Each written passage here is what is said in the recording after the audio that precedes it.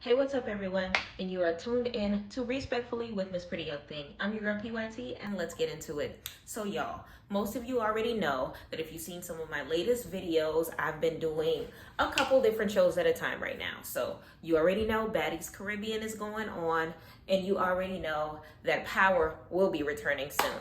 But if you do not know, we are currently covering Surviving 305 by none other than Lamaj Co. Big shout out to Jamal Morrison. I see you, Gookie, doing bigger and better things across the YouTube platforms. His link is down below so that you can go ahead and check out the rest of the series. But in the meantime, feel free to go ahead and catch up with my latest Surviving 305 Season 1 review so that you're not too lost, because tonight we are talking about Surviving 305 Season 2, y'all. So the next episode should be coming out this Thursday. So I'm going to go ahead and prep y'all with Season 2, Episode 1 through 8. Tell y'all my opinion, let you know what exactly you've been missing, and we can be ready for the next episodes. So I'm going to be doing something new when it comes to that episode. I will be watching the live episode on YouTube, okay? And right after, I will be doing a real raw, right in the moment synopsis and recap so that you know how I'm feeling about the episode right after. I usually wait a couple days, let it sit, watch it over and over again so that I can do a full analysis. But I wanted to do this a little bit different because, of course, this is my good friend's show, and I want to make sure that I'm giving the realest reaction that I possibly can. So feel free to catch that recap of Season 1 before you watch Season 2, and go ahead and hit Lamaj Co Productions with a follow. Hit him with a subscribe. YouTube, I believe he's on TikTok and Instagram as well. And of course, while you're here sitting with PYT, go ahead and hit that subscribe button. Go ahead and like this video, and go ahead and leave me a comment below, okay? So I'm going to be getting something to eat tonight. So of course, we're going to be beating our face real quick and styling the hair. I'm going to go ahead and start with the hair. I think with the eyes, I'm going to go with floral colors. It's springtime, so let's go ahead and do this. So like last time, I'm going to go ahead and talk about some of the characters that we have, some of the new and some of the old, okay? So let's go ahead and get started. Honestly, this season is so refreshing because this season's theme, I feel like last season's theme, hold on, let me go ahead and get started on my face, but I feel like last season's theme was more so getting to the bag was basically the theme last season. And this season is more so about mental health and self-care. Okay, that's the theme of this season. And you see that a lot when it comes to all the characters. You see the characters kind of sort of making sure that they take care of themselves, making sure that they're not too overwhelmed with life, making sure that they're doing their best to tackling and being as vulnerable as possible, tackling all of, all of the lemons that life is throwing at them and making some good lemonade out of it. So big shout out to this season's cast, old and new. So there's a lot of familiar faces from the last season, and let's go ahead and get to it. So of course, from last season, we have none other than Jamal, the EP of the show and the creator. So you already know what the vibe is when it comes to Jamal. He is the Don Dada. He's doing his thing. You already know he's on the fashion scene. But last season, he admitted during the reunion that he was not as profitable for last year's prom season, and he wanted to make sure that it changed this time around.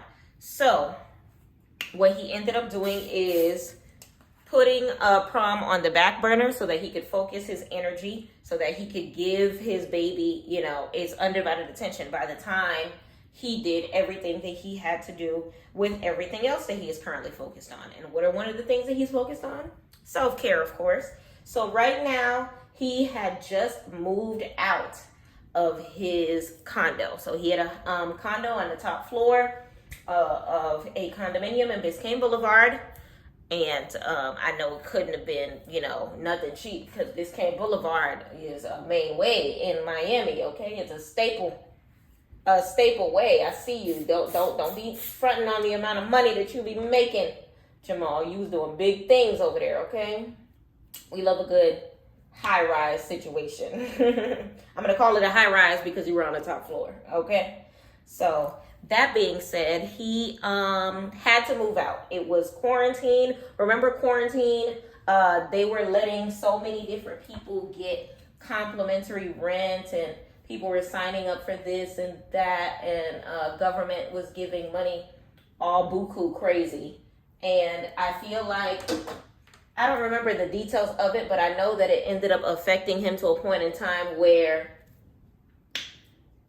he had to leave, like, I guess he had to end the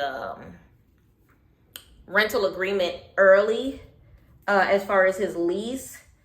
And he didn't want to because, of course, that was his baby. Like, this condo is my baby. 2-bedroom, 2-bathroom. Like, I'm living my best life. And I could definitely understand where he was coming from because this is my second spot in Atlanta. And honestly, I want it to be, you know, my stepping stone before I move on to, you know, home ownership.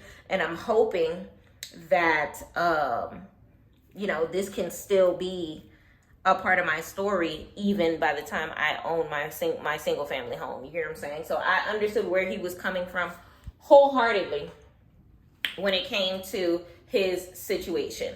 Now, you know, sometimes God will remove certain things in order to give you your blessing. And I feel like his blessing was, I believe he said his parents were getting back together, which means that they were moving back to Philly, if I'm not mistaken, which means that the home that his father owned back in Miami, I don't remember if it was Miramar or Miami Gardens, it might have been Miami Gardens,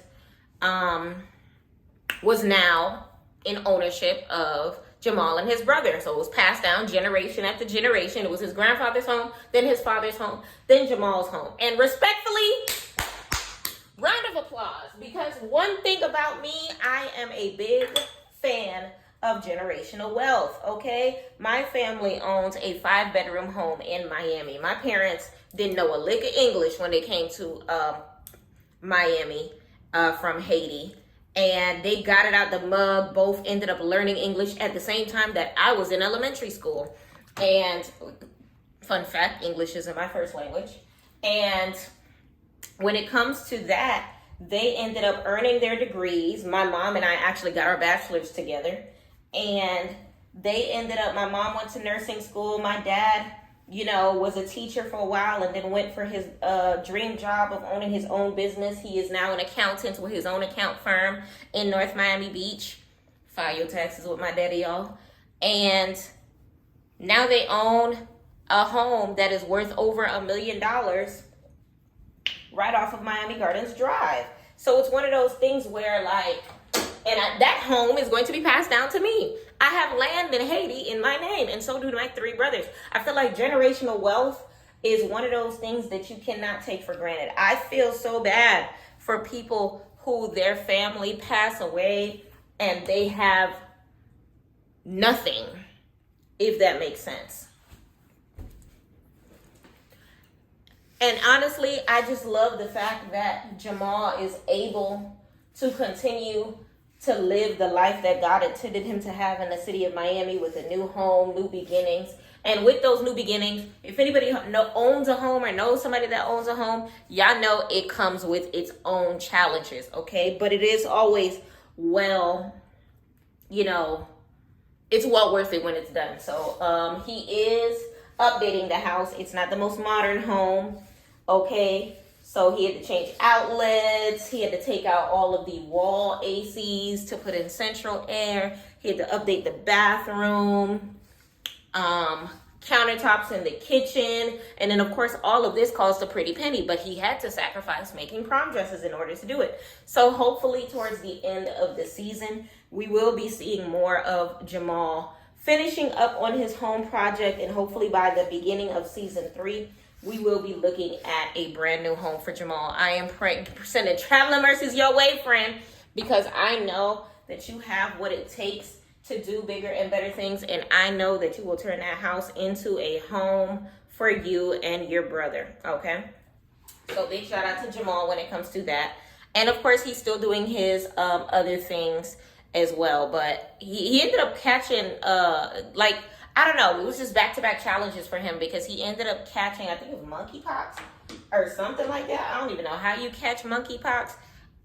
Listen, the only pox I know is chicken pox, so I was kind of surprised at that, and I'm glad that none of the other cast members ended up catching it.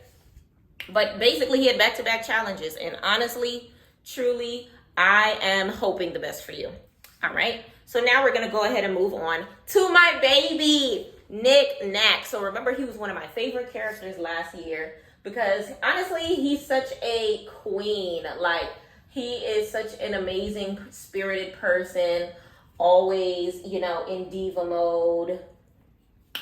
Always leaving the function early because he got to get home to his man, and always on time. Remember, he's the one that wrote the song, These Hoes Can't Test Me. Listen, I love me some Nick Nack. So this season started off extremely scary when it came to Nick Nack because he got struck by lightning. When I tell you, episode 1 had me in a frenzy because I thought Nick Nack passed away. But God, listen, when Jesus say yes, nobody can say no, okay? Because he was back talking and walking, and nothing is wrong with him to this day. From what I can see, no neurological damage. They didn't even mention any burn marks. So honestly, his life is not done living, okay? Because God said, you gonna be out. And it was on the news and everything. Like, it was just a crazy circumstance. But I'm glad that he made it through without any permanent damage or death, to be honest. So, thank God for Nick Nack. Thank God for Nick Nack. Thank God for Nick Nack. So, that being said, it's a new season. Of course, he's doing his thing. Still doing his thing with music, continuing to do his thing when it comes to everything. So who else can I talk about? We brought in Blue a little early this season. So Blue. Remember last year, my quorums when it came to Blue I'm saying last year like I was there. Season 1, my quorums with Blue was that we didn't really get a chance to get to know her, or know her personality rather, until towards like the end of the season. And it was just like, dang, like, what's going on, Blue? We know you write music, but we didn't hear any of her raw talent until like towards the end of the season. So it was one of those things where like I wanted to see more of her, but they weren't giving me enough because she wasn't giving us enough. This time around, she said, I hear y'all loud and clear, baby, because we are getting personality. We are getting, you know, business ventures as far as her taking on smaller artists and kind of sort of helping with the grooming process of them, you know, being bigger and better while in the process of getting her music together and things of that nature. And honestly, I like this side of Blue. We got to watch her record a music video, okay, outside of Carol City. We got a chance to kind of sort of just be in the life of Blue, which is what we were missing last year. I really, really like her, and I want to see more of her, and I'm super excited to see what else there is for her to offer us as far as a look into her life and, you know, everything that's going on with her, okay? So big shout out to Blue. Blue, I'm here for you, baby. I can't wait to see what you have to offer. And speaking of Blue, you already know her bestie, Vernisha, is back.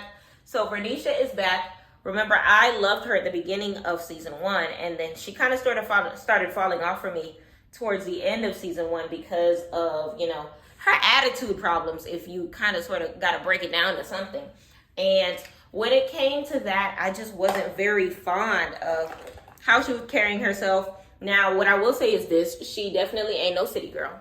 But I didn't like how she was talking to her friends.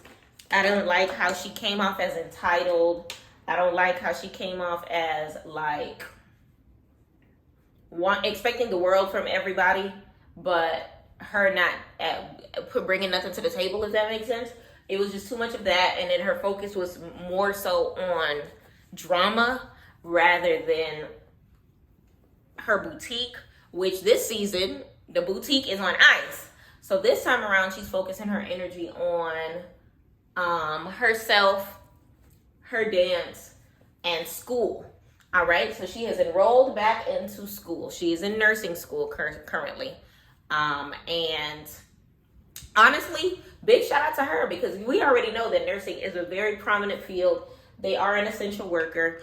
There's no way in hell that there's going to be too many nurses on this earth. So honestly, big shout out to her for, choosing a passion, sticking, and I hope that she sticks to it. Because I think it was one of those things where, like, because she was all over the place last season, it was hard to get to know her outside of the drama. But now we're getting to know the proficient Vernisha. Now we're getting to know the Vernisha that's on top of her ish. Now we're getting to know the Vernisha who, is a woman on a mission. Now we're getting to know, this is the side of Vernisha that I wanted to see when it came to her boutique Catalog Me, okay? But Catalog Bae is now Nurse Bae, and I'm here for it, to be honest. I am 100% here for it. Now, when it comes to her mental health circumstances in the show, she is lonely. She is stressed. She is missing her family. One of her siblings, her sister, to same mother, same father, so I'm assuming she has more siblings, but this is the 100% biological sibling, is in Atlanta, here in A-Town with me. And it sounds like, via their phone calls and things of that nature, that they are extremely close, but they haven't seen each other in a while. So when it comes to that, it's giving, she is extremely close to her family, but, life just gave them lemons. And now she's in a position where she has to kind of sort of fend for herself and do things on her own and figure things out day by day. And honestly, it was good to see that side of Vernisha, because it kind of sort of gives us an inside. I'm going to try something new with my eyebrows, y'all. It gives us an inside as to, who she is on the real, and they asked me what I do and who I do it for. Now we see what she do and who she do. We saw what she do. Now we see who she do it for. And it's for family, and it's for her loved ones. And it's like, I like the softer side of Vernisha. I like seeing her not focused on the men, not focused on fighting, but focused on, that. Now, I will say this. The first and second episode definitely had Vernisha bringing up the past, but it was in more of a tasteful manner. Now, I did see in the comments for those episodes, she was still getting bad reviews from the people as far as not leaving things for season 1 and things of that nature. But then at the same token, just like reality shows, you don't know how people were in their confessionals until after the fact. So she still felt some way towards Keisha. Remember, Keisha is the one that she had a bone to pick with last season on the yacht, but she ended up getting into it later with Kia. So Keisha and her had gotten into it outside of a venue on episode 1 of season 2. They didn't end up fighting, but it looked like it was about to get close. But the way Keisha is set up, she basically was just like, I'm not about to fight you. I'm not about to drag you. Honestly, that would have been an interesting fight, because I feel like with everything Keisha went through last year, which Keisha's the next person we're going to talk about, she definitely has some built-in anger inside towards her ex-husband, towards, her business venture gone bad, towards everything. But in this circumstance, Keisha is on a high when it comes to her dating life, because she is now dating a fellow entrepreneur who she is going in business with. It's kind of red flaggy for me, because I can't be jumping in bed and jumping in business all in one go away. But at the same token, it tells me that she is not one that will let life stop her from doing what she's doing. Because, you know, some people, they'll get with one Virgo and they'll break their heart and then they'll be like, I'm never going with a Virgo again. No, she was just like, if at first you don't succeed, hey, come on, Keisha. You should dust it off and try again. She said, just because that last relationship wasn't it, just because that last business venture with my last lover wasn't it, is it going to stop me from, you know, collecting a check with the next nigga, okay? So big shout out to Keisha. Don't worry about what the people are saying. I'm honestly eager to see how things work out with her new beau. And I'm eager to see how business works out. Now, if you fail in this business venture and with this business partner, I don't know if I could tell you the same thing 3 times in a row, sis. Her passion for, I think when it comes to this business partnership, it has to do with contracting, construction, and things of that nature. I think he might be a contractor and she might be in construction. Something of the sort. I know they're both in the realm of building things, which is an interesting venture in itself. Definitely a lot of money in it if they play the part correctly. Now, there was a scene where her and Jamal met up at, I don't know, it was giving IKEA or something like that, in order to, I guess she was getting material for the new business venture with the Bay, and he was looking at, you know, some bathroom decor for his new home, and they were talking about the fallout that happened between, well, not necessarily a fallout because they already didn't like each other, but the situation between Keisha and Vernisha. And honestly, we're going to see how that goes. It's giving they're never going to like each other, okay? But I'm eager to see in what direction this may flow. Keisha, what else did Keisha have going on? Oh, yeah. So we know Keisha had the divorce. You know, she has her sons that she's taking care of. I think she had 2 boys. And she is sleeping with her new business partner. And honestly, life is good. Her and Vernisha, will they ever make up? Probably not. But I'm eager to see how things continue to go with them two during the course of the season. And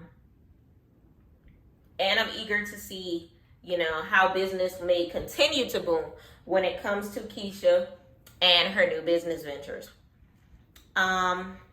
So where were we? Ahmad. So Ahmad, we know he was the pretty boy, slash, personal trainer, slash, all the girls are after him, slash, trying to string Vernisha along, slash, I'm glad she fell off of him, slash, we gonna see what happens next, okay? So when it comes to him, you know, he had the fitness place, which I think he still has, but he has to, you know, work on different things because money is not moneying. Now, me being a certified personal trainer, I know how it goes. Okay, there's always that down season in which people are not working out as much as they were. It's ways around it. Of course, you can train, you know, you can lower your prices for a while, do like group sessions for such and such dollars. You can profit off of social media and, you know, do your thing on TikTok and Bigo and other platforms. Or you can find yourself a contract. And that's exactly what Ahmad did. So Ahmad, big shout out to him because he was able to get a city contract with Miami Gardens and doing group sessions a couple times a week, I think it was. And big shout out to that because that's a secure bag for him as he continues to get his name out there, as he continues to build, you know, his fitness legacy or whatever the case may be.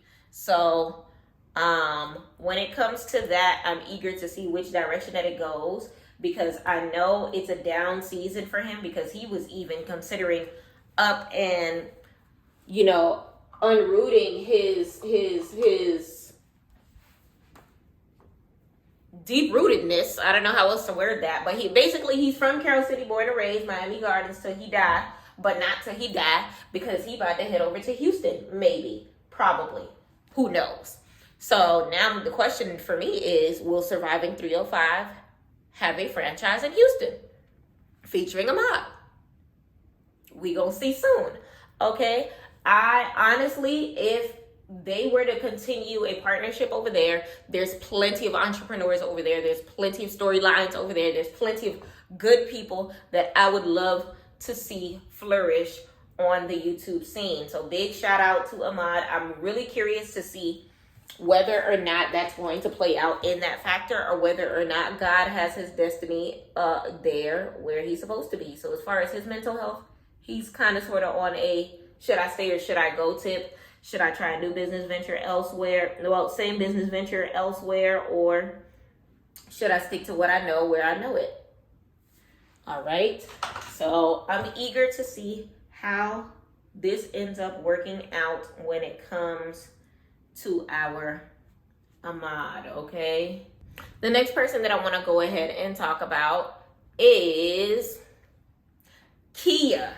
Y'all, never in a million years would I have thought that the assistant, if you don't remember, Kia was Jamal's assistant at one point in time, but she turned into a fan favorite, okay? Now, she was introduced, of course, as the assistant slash bartender slash jack of all trades. Now, we didn't know what the other trades were aside from assistant, because that's how we were introduced to her. So now, apparently, she was supposed to be a part of the original cast. Jamal laid it out on the table for her, but she did not fill out her paperwork in time. Therefore, there was some miscommunication there between her and Jamal, in which she started ish talking like, oh, I'm better than them, blah, blah, blah, blah. But then why ish talk if you still want to be a part of the circumstance? I don't know. Black people in their pride, like, set that shit to the side. But she ends up back on the cast. So she gets introduced by way of her planning her first event, or as a, no longer a friend of the show, but an actual cast member.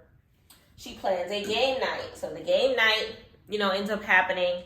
It wasn't how they expected it to go, because it was a shared event between her and her cousin. So there was not like a designated area, I guess you can say, for them to be. So they had to kind of sort of create one.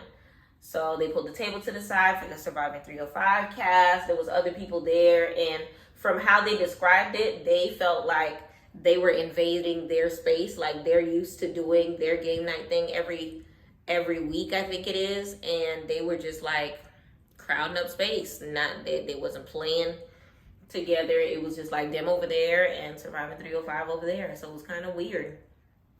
And then Kia has the audacity to invite none other than Lele.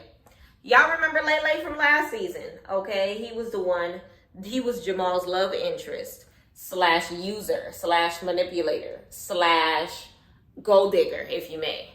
And Jamal almost smacked the mess out of him at the reunion. And honestly, I would have been here for it. Respectfully.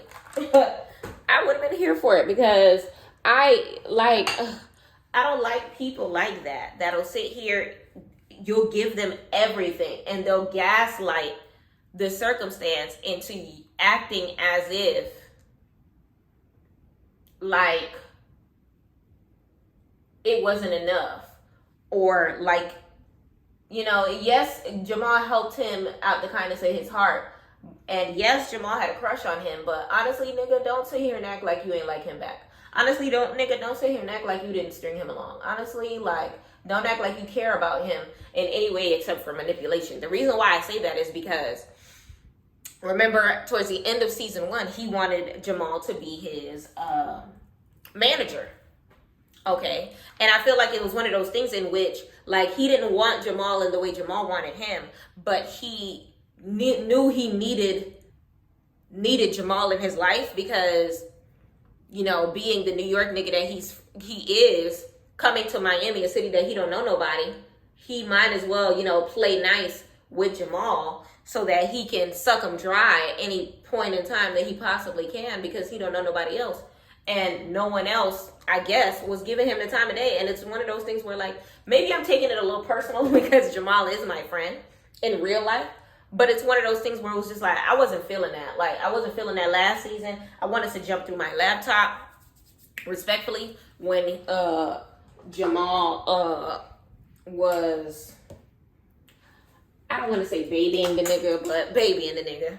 And honestly, it was just annoying altogether. And it is what it is. So, Kia invited Lay. So Lay is there.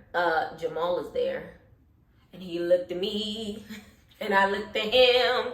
It was just awkward because it was just like, why did you do this, Kia? And I feel like Kia is giving Carly Red right now. And what I mean by that is, right now she's doing a thing where she's trying to stir pots and rekindle circumstances and build a storyline. And it's just like, girl. And she's throwing the rock and hiding her hand, because if they ended up fighting, it would have been your fault, Kia. If the situation went left, it would have been your fault, Kia. And I feel like she's the type of person to be like, well, that's on y'all. This ain't got nothing to do with me. And that's something that I didn't like about her either. Like, how you gonna invite the man and then say that this ain't got nothing to do with me? Girl, you literally invited him because you knew Jamal was coming. Talking about they love each other, they need to work it out, but that's none of my business. Shut up. Shut up. You're working my nerves already, sis. Okay?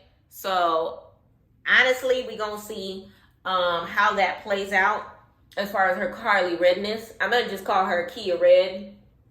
Okay? And when it came to Kia Red's storyline, I don't know. We're learning more about her this season as far as what that, she kind of introduced herself as a jack of all trades, but we didn't know exactly what those trades were. And now we're kind of sort of seeing those trades play out. So apparently she sings. So we see her in the studio. She just sitting in the studio, just trying to get deep, baby. So we see her in the studio. She's doing her thing. She could sing a little bit. I can give her that. And I don't know. I'm just waiting to see what else she comes with, because I know she's giving, that she's full of surprises. So every episode is going to be a circumstance. And right now, I feel like the person that she is going to be creating a storyline with or against, or however you want to flip it, is going to be Blue. Because Blue gives me reserved vibes. She gives me she's not friends with everybody vibes. She gives me I fuck with you when I want to fuck with you vibes. But I don't fuck with everybody vibes. You get what I'm saying? She's one of those people that, like, if she don't know you, she's standoffish. And it might rub you the wrong way. But if she gets to know you, she's a sweetheart towards you, if she likes you. You get what I'm saying? And Kia is probably reading too much into it, because Blue did this thing where she backed up, or Kia was trying to hug her, and she was just like, yeah, I don't do hugs. And Kia got defensive about it. Like, what do you mean you don't do hugs? And respectfully, she don't do hugs. Like, move, musty. Because to me, it's one of those things where it was just like no tea, no shade. Like, I don't like hugging either. So I get that. Unless you're like my man, unless we together, unless you're a friend of mine that I haven't seen in ages, and we run into each other and you're like, oh my God, PYT, oh my God, girl, how are you? Those big hugs that you rock back and forth, or whatever the case may be. Unless it's that circumstance, I'm not a hugger. So I didn't understand how Kia didn't understand where she was coming from when she was just like, why do you feel some type of way about me not wanting to hug your ass? Like, it's not that deep. At least not to me. Like, it was just weird that she wanted to pull her to the side to discuss the fact that she did not want to hug her. Honestly, it was just strange behavior to me. And Blue kept telling her, like, yo, like, it's not that deep. Like, I'm just, I just don't like hugging. Like, why are you making it seem like I have a problem with you? And Kia kept trying to make it seem as if there was a problem when they ain't had no problem. Blue was just Blue. Like, to be honest, if we keep it real, I don't think I've ever seen Blue hug somebody on the show. And if it happened, shoot, it didn't happen in the edited version of the show. You get what I'm saying? So it's one of those things where, like, why would you take something like that personal when it's not just you? Okay? And respectfully, like, I feel like boundaries are being crossed there. Like, you're getting offended by something, and you're, as in Kia is getting offended by body language that Blue is not, Some people are not physical touch. Okay? Some people are not physical touch. Or when it comes to physical touch, they are so physical touch that they don't be letting just anybody touch up on them. Don't be touching up on me, in the words of Jocelyn Hernandez. Okay? You can't just be putting your paws on them at any given time. Okay? So I understood where she was coming from. Let me know in the comments how you feel about these return characters and which direction that you see it going.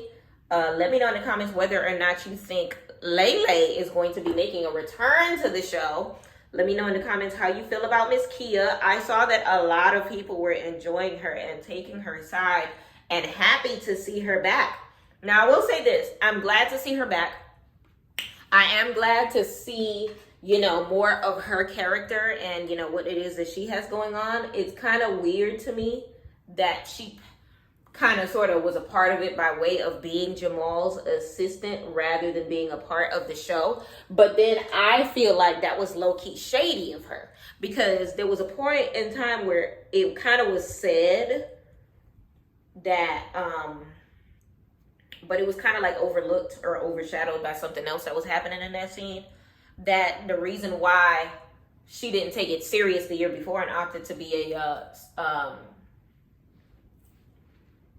an assistant was because she wanted to kind of sort of watch it play out first before she dove head first into Jamal's vision. And honestly, that is shade if I ain't seen it before. Like, that's shade. Because at the end of the day, if you only want to be a part of this situation because it's great, then you didn't believe in me. And if you didn't believe in me, then it's giving user. Because at this point in time now, the only reason why you wanted to be a part of Surviving 305 Season 2 is because you saw how Jamal blew up on YouTube. And you saw how the cast, is up and stuck. And now it's like, okay, well, I know how to sing. I know how to do this. I know how to do that. I'm working on this business. I'm working on that business. I'm not just a assistant.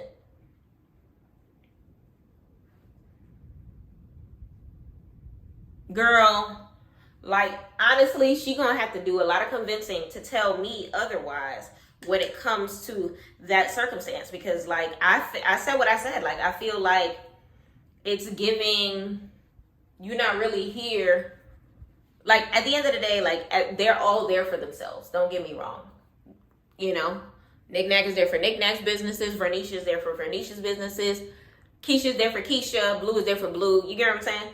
But at the same token, they saw the vision from get-go, Right now, it's coming to a point in time where Jamal might be selling the episode to a network, a Zeus, a Tubi, a Netflix, whoever it is that it may go to, which means it's about, the ball is been rolling, but it's about to just grow and grow and grow and grow. And big blessings to Jamal for that.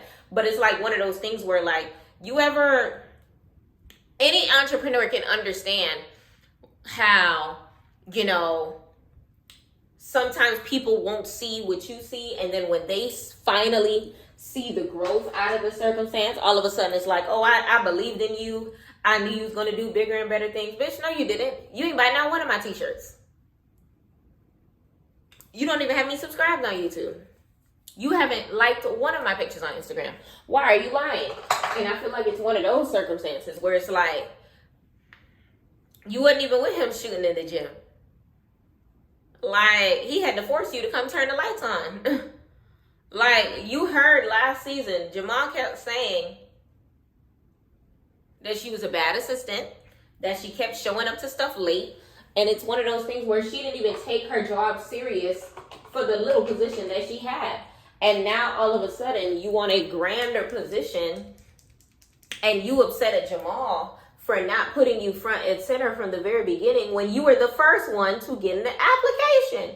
And now you over here complaining because you didn't want to do an application. You just wanted to be a part of the circumstance when, of course, you're going to have a different circumstance in the cast because you weren't a regular cast member before.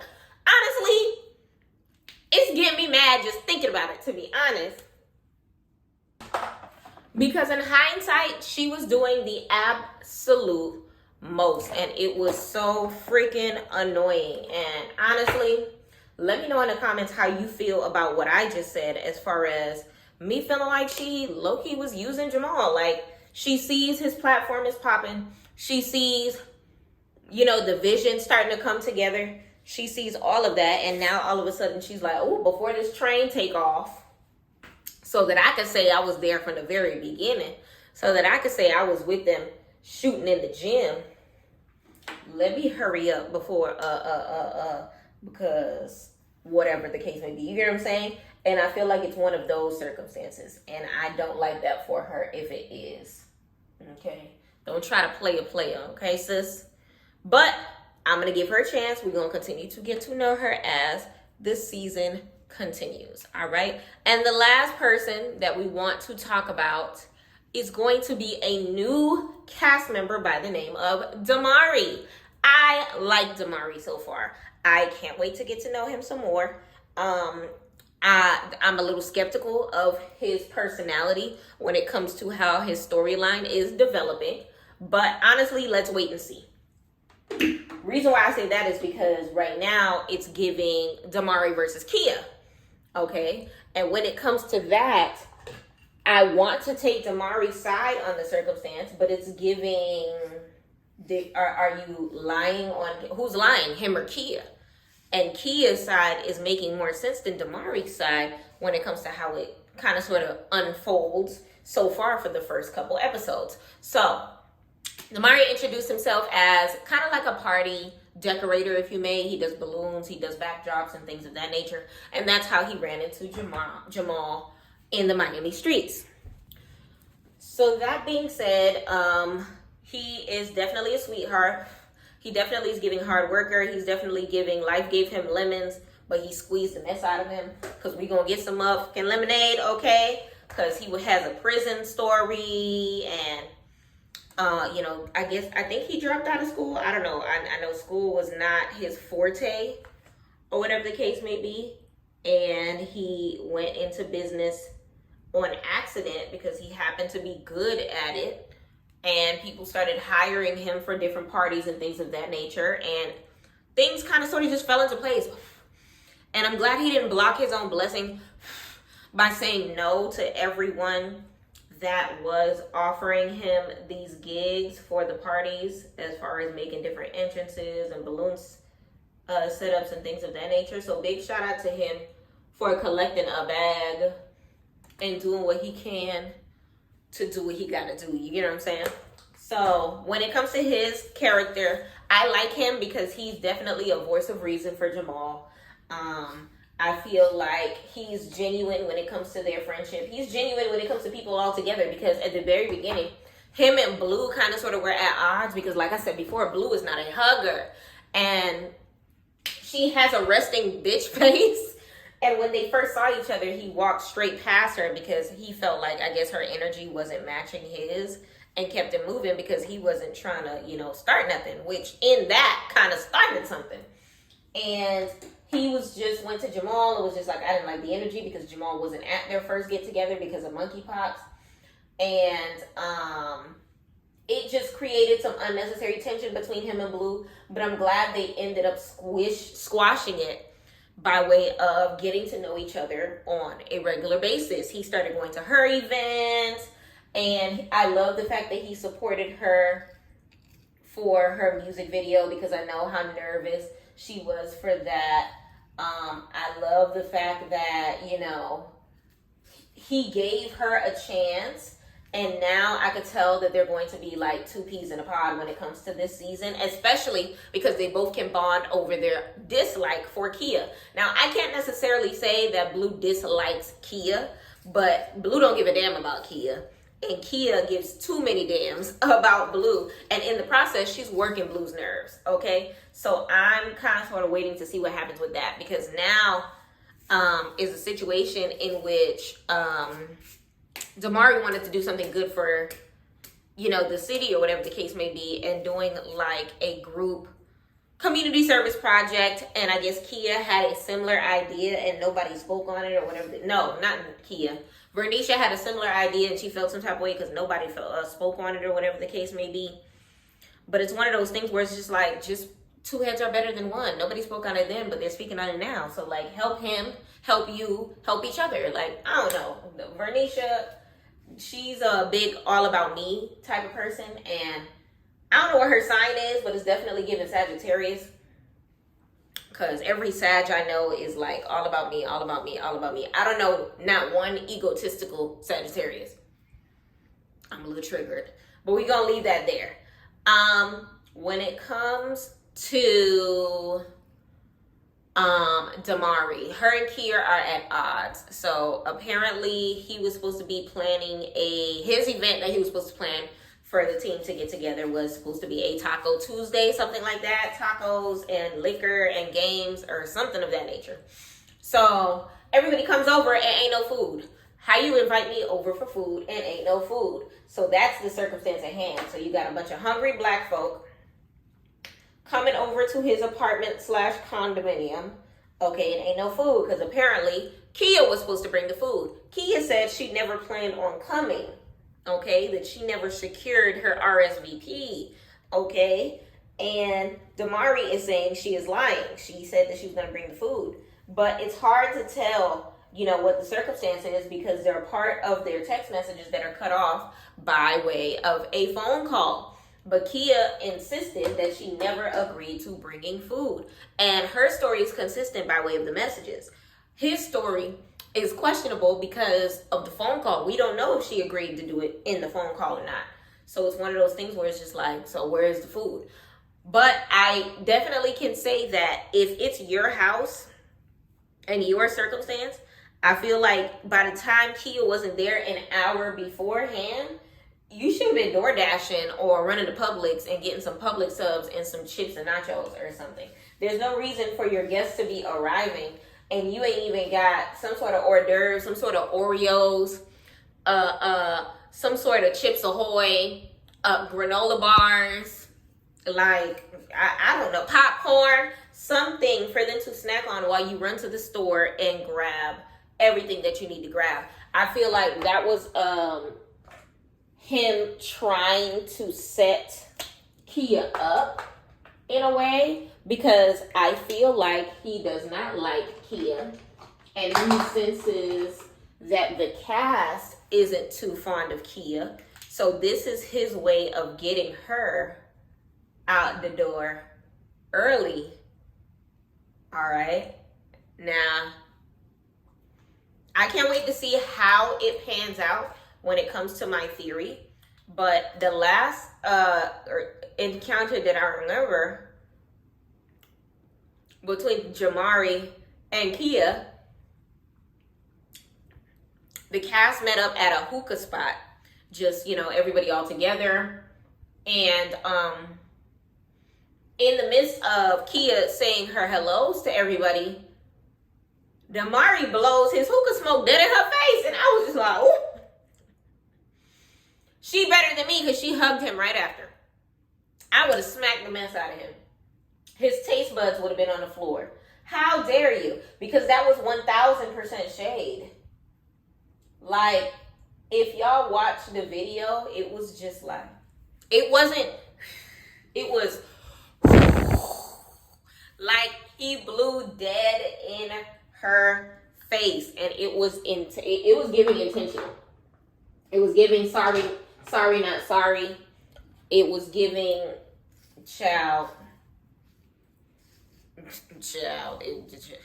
I want to see how that pans out as far as their circumstance. I want to see if they end up discussing the whole Taco Tuesday night. I want to see how that goes. So I'm done with my face, y'all. I'm done with my hair, y'all. How do I look? And honestly, that is the run through of all of the characters. That is a brief synopsis of everything that went down in season 2, episode 1 through 8. Hopefully this Thursday we're going to be having season 2, episode 9. I will be watching it live. We will be getting my reactions directly after of everything that's happening, my brief synopsis, and how I feel like the episode is going to continue. I am super excited to continue with season 2 to see, the development of the characters, the mental health checks and things of that nature, getting to know Blue more, getting to know Kia more, getting to know Damari more, seeing Nick Nack's character development, seeing Vernicia's character development, seeing how Keisha's love life continues, watching Jamal finish his house, watching Ahmad make the decision as to whether or not he's staying in Miami or staying in Houston. There's so much happening and so much more to come. Go ahead and leave me a comment on how you feel like the season is going to continue, how you felt about this summary version, what you think is going to pan out of everything, and everything in between, y'all. Don't forget to like this video, and please do not forget to subscribe right here, and please make sure that you subscribe to Lamaj Co-Productions as well. Big shout out to each and every person that went ahead and watched the entirety of this video, and until next time, respectfully.